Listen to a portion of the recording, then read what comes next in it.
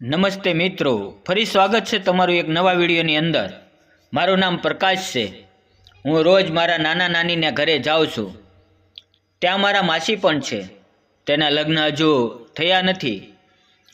મારા ઘરેથી મારા નાના નાનીનું ઘર વધારે દૂર નથી। તે મારી બાજુના ગામમાં જ રહે છે। ત્યાં જતી વખતે રસ્તામાં એક મોટું નહીં પણ નાનું એવું જંગલ આવે છે, જેની અંદર થઈને મારે મારા માસીને ઘરે જવું પડે છે। મારા માસી ખૂબ જ સુંદર છે અને તેને જોવા માટે કાલે છોકરો આવવાનો હતો। મારે કાલે જવાનું હતું, પણ હું એક દિવસ પહેલાં જ તેના ઘરે પહોંચી ગયો। મારા મમ્મી પપ્પા પણ ત્યાં આવવાના હતા। હું હજી પૂરેપૂરો જવાન નહોતો થયો। મારી ઉંમર 100 વર્ષની હતી અને બધા લોકો કહે છે કે હું ના સમજ છું। મારા માસી મને કોઈ પણ કામમાં ભૂલ પડે તો અવારનવાર ખીજાતા। આજે હું માસીના ઘરે એકલો ગયો। મારા મમ્મી પપ્પાએ મને કહ્યું કે આપણે કાલે સાથે જઈશું, પણ મેં તેમને કહી દીધું કે નહીં, આજે હું એકલો જતો રહીશ। અમારી નાનીના ઘરે પહોંચી ગયો। મારા માસી બહાર બેઠા હતા અને પોતાનો ચોટલો ગૂંથી રહ્યા હતા। મારા નાના ઘરે નહોતા અને મારી નાની ઘરની અંદર કોઈ કામ કરી રહી હતી। મને આવતો જોઈને મારા માસી ખૂબ જ ખુશ થઈ ગયા। તેણે મને કહ્યું, તું તો આજે એકલો જ આવી ગયો?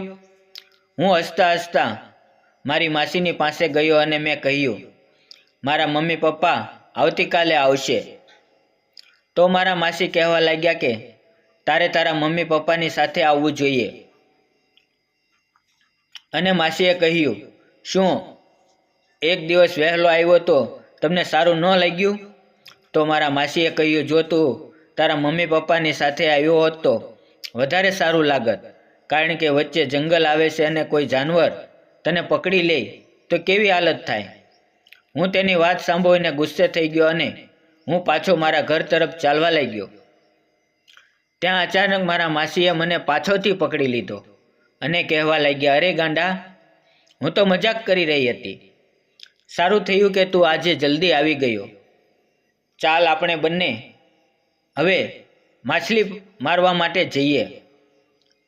મારા નાનાને માછલી ઉછેરનું તળાવ છે, તેની અંદર તે માછલીનો ઉછેર કરે છે।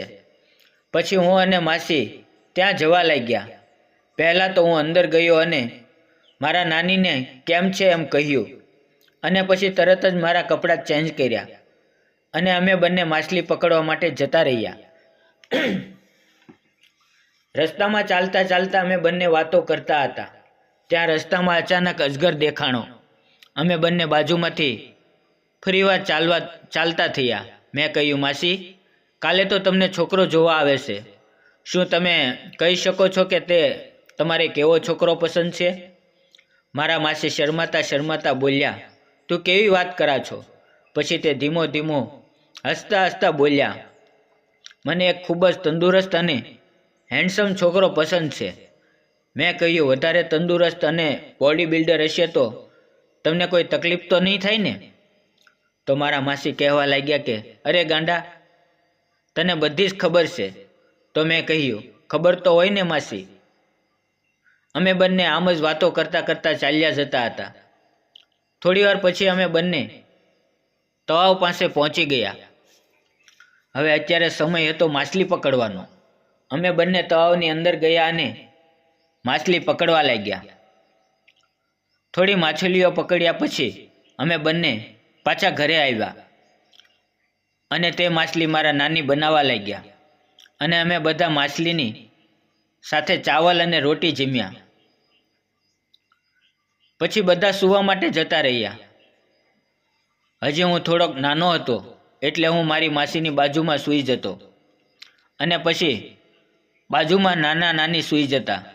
નાના નાનીના સૂઈ ગયા પછી મેં માસીને કહ્યું, માસી, મને એક વાર્તા કહો। તો માસીએ કહ્યું, હું તને વાર્તા તો નથી કહેતી, પરંતુ એક સવાલ પૂછું છું। મેં કહ્યું, પૂછો।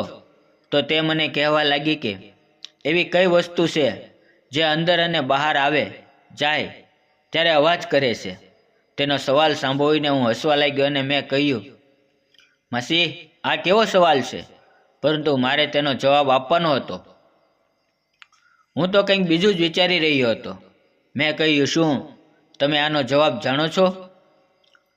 તો માસીએ કહ્યું, હું આનો જવાબ જાણું છું, પરંતુ આ જવાબ તારે આપવાનો છે. જો તું મને સાચો જવાબ આપીશ તો હું તને ખૂબ જ મજા કરાવીશ. મિત્રો,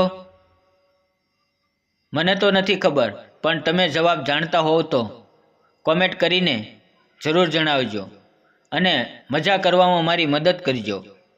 વિડીયો પસંદ આવ્યો હોય તો વિડીયોને લાઇક અને કોમેન્ટ જરૂર કરો મિત્રો. ફરીવાર મળીએ આવતીકાલે એક નવી વાર્તાની અંદર. ત્યાં સુધી આવજો.